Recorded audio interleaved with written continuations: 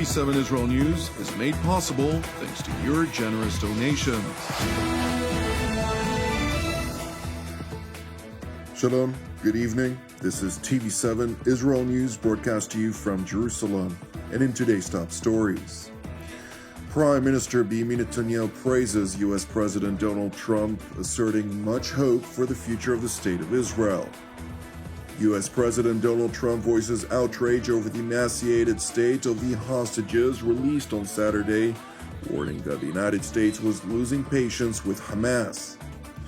The Islamist Hamas proclaims it will continue to battle Israel until its defeat.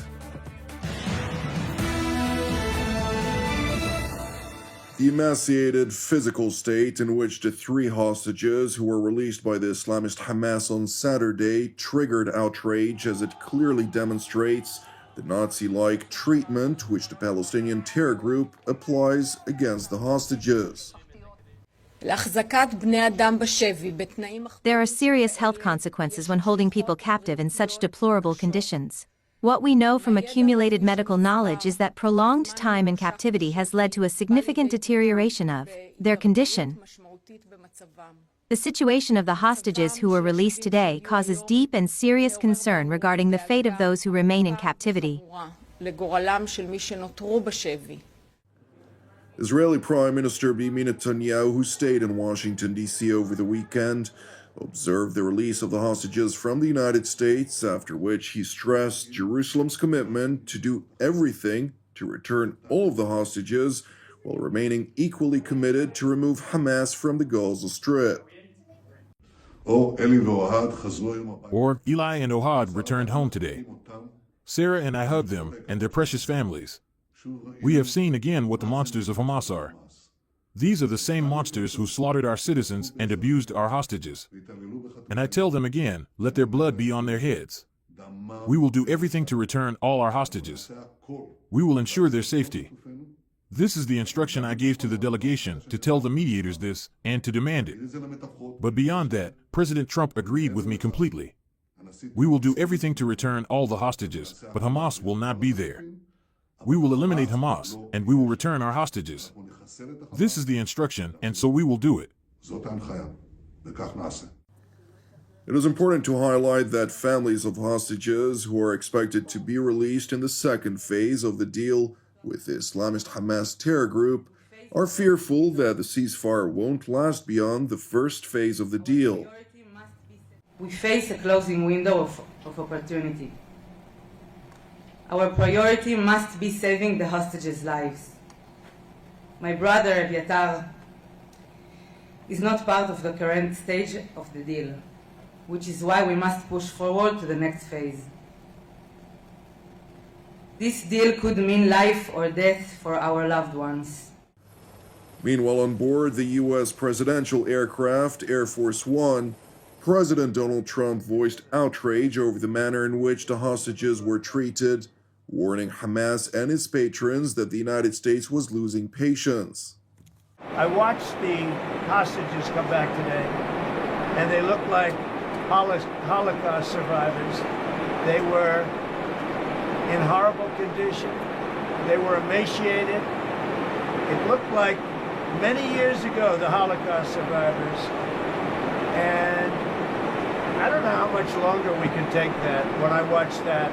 I know we have a deal where we're supposed to they dribble in and keep dribbling in, but they are in really bad shape. They have been treated brutally, horribly.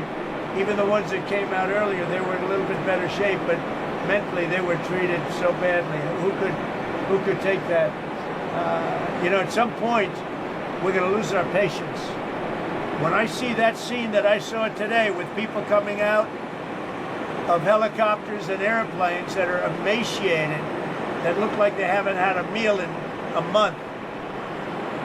No reason for that, and I don't know how much longer we can take it. President Trump was further asked to address his grand plan for the Gaza Strip. We're going to bring stability to the Middle East, to a totally war-torn part of the Middle East, a part of the Middle East that has caused tremendous problem, the Gaza Strip, and we'll own it. It's totally demolished right now. It's a demolition site. It'll be reclaimed. It'll be leveled out, fixed up. There won't be anybody there. Hamas won't be there. We'll be building through other of the very rich countries in the Middle East. They'll be building some beautiful sites for the people, for the Palestinians to live in. They'll be living in harmony and peace probably for the first time in hundreds of years. Asked whether any regional leaders committed to his plans and whether he expects them to change their tone, President Trump stressed that he expects those leaders to change their tone once they speak to him directly. The only reason they maybe don't act enthusiastic is they haven't talked to me. They talk to other people, but not to me. When they talk to me, they'll be enthusiastic.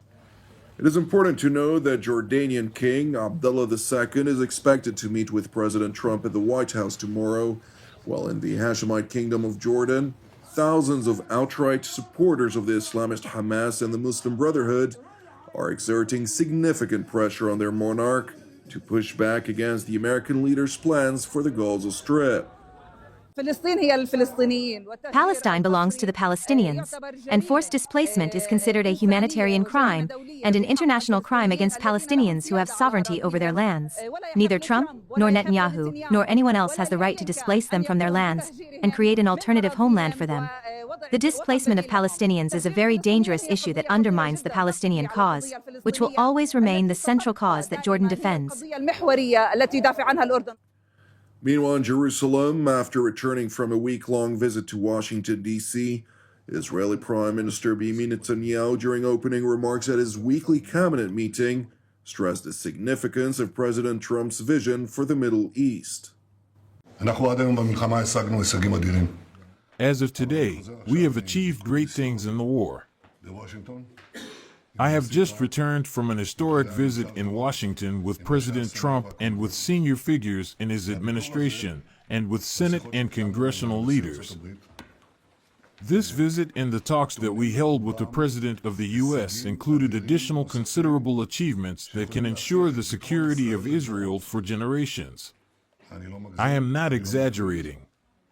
There are opportunities for possibilities that I think we never dreamed of, or at least a few months ago they did not seem possible, but they are possible.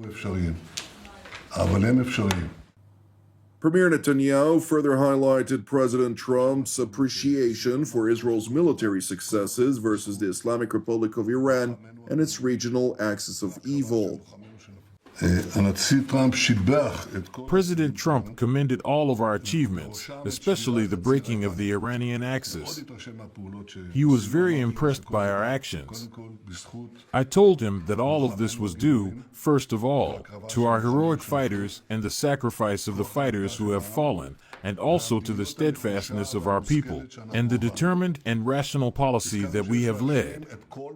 We agreed that all of the objectives that we set for the war must be completed: the elimination of Hamas, the return of all of our hostages, ensuring that Gaza never again constitutes a threat to Israel, returning all of the residents in both North and South, and, of course, preventing Iran from attaining nuclear weapons.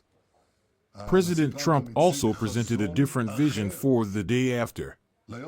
During the course of an entire year, we have been told that on the day after, the PLO, the Palestinian Authority, needs to be in the Strip. President Trump came with a completely different vision, much better for the state of Israel, a revolutionary and creative vision, which we are discussing. He is very determined to carry it out. This also opens many possibilities before us. Turning to Iran, where the Islamic Republic Supreme Leader Ayatollah Ali Khamenei hosted the surviving leadership of Hamas at his palace in Tehran. You defeated the Zionist regime, which was in fact America's defeat, and you did not allow them to achieve any of their goals. The Gazan leader of the Islamist Palestinian terror group addressed a public gathering marking the 46th anniversary of the 1979 Islamic Revolution, pledging his unwavering commitment to the path of violence with the aim of conquering Israel.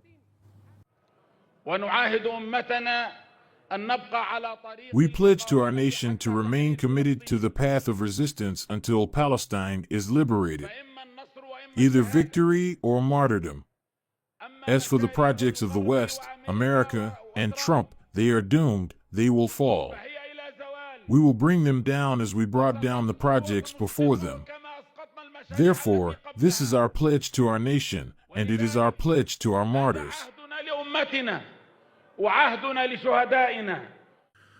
Iranian President Masoud Pezeshkian also addressed the congregated crowd of regime supporters in Tehran in a desperate public display of his regime's anti-Western sentiments, claiming that the Islamic Republic remains strong in the face of its adversaries, to include the United States and Israel.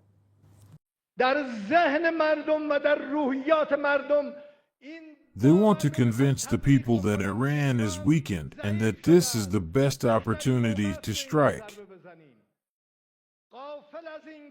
However, they are unaware that, with the wise guidance of the Supreme Leader and the presence of this ever-vigilant nation, they will take these dreams to their graves.